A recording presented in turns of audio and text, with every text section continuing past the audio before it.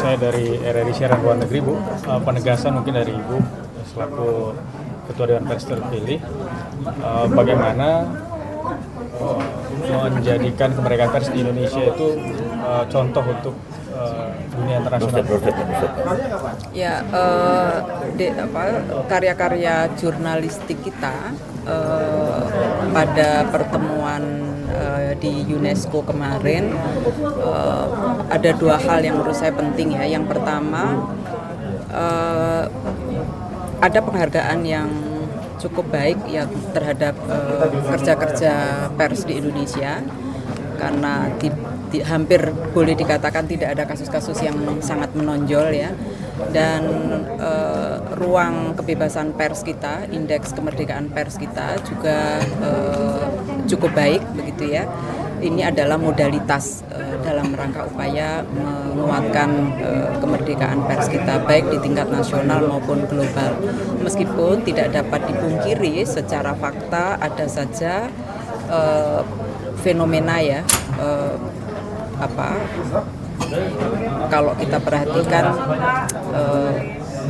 indikasi-indikasi semakin sempitnya ruang informasi di beberapa daerah. Kalau kita perhatikan keluhan dari teman-teman wartawan, kadang-kadang sulit mengakses informasi, sulit memperoleh narasumber, mau dikonfirmasi padahal sesuai dengan kode etik jurnalistik beritanya harus berimbang. Nah, disitulah penting bagi kita untuk tetap berpegang pada dua hal tadi. Perusahaan pers yang profesional. Nah, perusahaan pers yang profesional itu tentu saja bukan hanya soal legalitasnya dia berbadan hukum Indonesia, tapi dia juga mampu mengorganisasi profesi wartawannya, meningkatkan kapasitas wartawannya, punya aturan yang jelas ya tentang tata kelola perusahaannya, termasuk tadi membayar jaminan kesejahteraan wartawan, jaminan kesehatannya gitu ya, infrastrukturnya terpenuhi. Dan dalam konteks media sosial, dalam konteks media digital sekarang misalnya, dia kalau memang terbit harian ya tiap hari harus terbit, itu profesional namanya. Jangan bilang media online harian tapi terbitnya mingguan misalnya, itu nggak akan ya harus profesional. Nah, itu yang menurut saya bisa jadi contoh bukan hanya di nasional, bukan hanya di daerah nasional tapi juga global. Dan di luar itu kompetensi wartawannya sendiri, seperti yang tadi saya sampaikan, bukan hanya dia memiliki kompetensi apakah dia muda, madya maupun utama ya, tetapi dia juga menegakkan betul kode etik jurnalistik, apalagi yang online. Begitu dia tidak mentaati kode etik jurnalistik, itu membumi hanguskan pendidikan publik kita. Ya, media itu kan punya tujuan pendidikan pada publik. Ketika dia salah-salah gitu, apalagi online, ya udah masyarakat kita. Satu lagi, Bu, terkait Ibu sebagai Ketua Dewan Pers pertama di Indonesia dan dunia juga. Nah, ini kita menghadapi resesi global, konflik global. Tentu Indonesia di tengah kepemimpinan di dunia internasional juga tengah disorot gitu. Bagaimana Ibu akan melakukan upaya-upaya ke depan?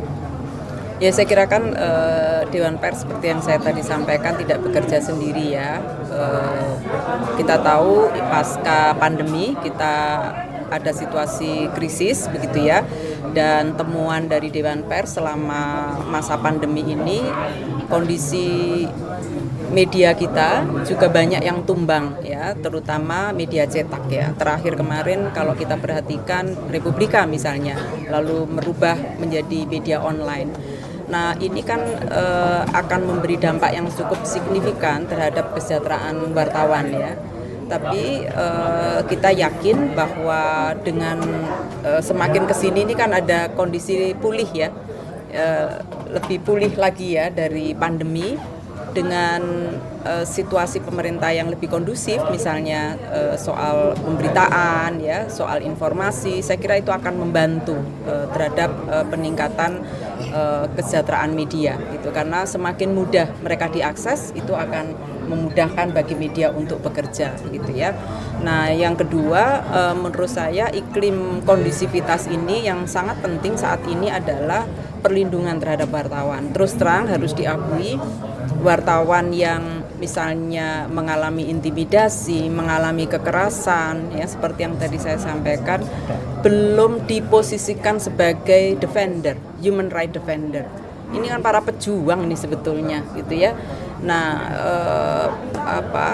mekanisme perlindungan kepada wartawan inilah yang menurut saya menjadi sangat prioritas ya bagi Dewan Pers. Mudah-mudahan di 2023 ini kita punya mekanisme, terutama wartawan perempuan yang potensial mengalami kekerasan seksual dalam menjalankan tanggung jawabnya, baik itu dari narasumber, dari sesama sejawat maupun dari atasan ya, dan itu juga belum punya mekanisme perlindungannya. Maka soal kesejahteraan para wartawan dan profesionalisme media memang menjadi tugas penting. Kalau itu bisa tertanggulangi, mudah-mudahan itu makna pemulihan terhadap krisis itu bisa terjawab.